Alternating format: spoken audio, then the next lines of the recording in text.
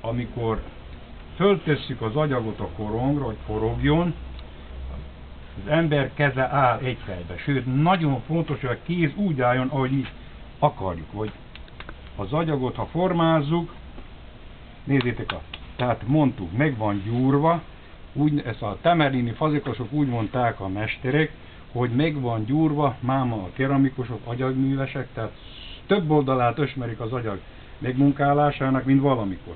Na most, meggyúrtuk, és egységesen minden edényhöz készítünk egy megfelelő nagyságot.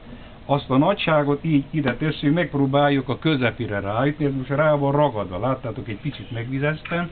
Mostan megfogjuk, és a korongnak adunk bizonyos sebességet. Mikor a sebesség megvan, akkor a kéz áll úgy, hogy a testhöz szorítjuk a kezünket, és vigyázunk, hogy a korong nehogy elfeledkezzen forogni.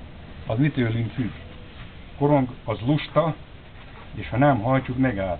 Az agyaggal le is fékezzük, tehát most megvan az úgynevezett centrírozás. Központba került az agyag, most a mi következő feladatunk az, hogy alakítsuk.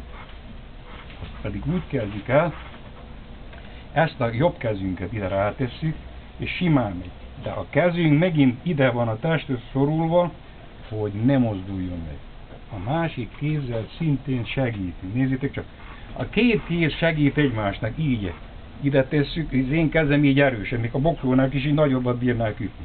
Leütni nem bírnám az embert, ha nem értem balkezes, az agyagot nem kell leütni, hanem formálni.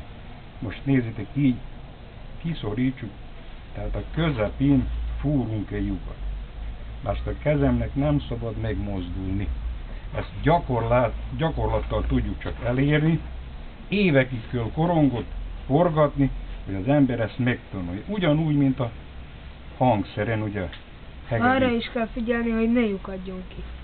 Így van. Lássátok, a keramikusnak a fia azt tudja, vagyis most, mikor belefúrunk, jó mondtad, itt arra kell vigyáznunk, hogy itt ez a kéz, ami a mélységet csinálja az agyagba, megfelelő, megint tapasztalat kell hozzá, ne menjünk egész a vasig oda, a korong fejig, ezt kiukad, nem lesz feneke neki, zárt is tudja. Én meg az én unokám azt azért tudja, nem tudom, honnan tudta, de igazat mondott, igazat mondott. Na nézzétek csak, most pedig a két kéz megint kooperál, segít egyik a másikának, hogy kívülről, belülről is egyformán szorítjuk az agyagot, viszont a belsejénél meghagytuk azt a megfelelő falvas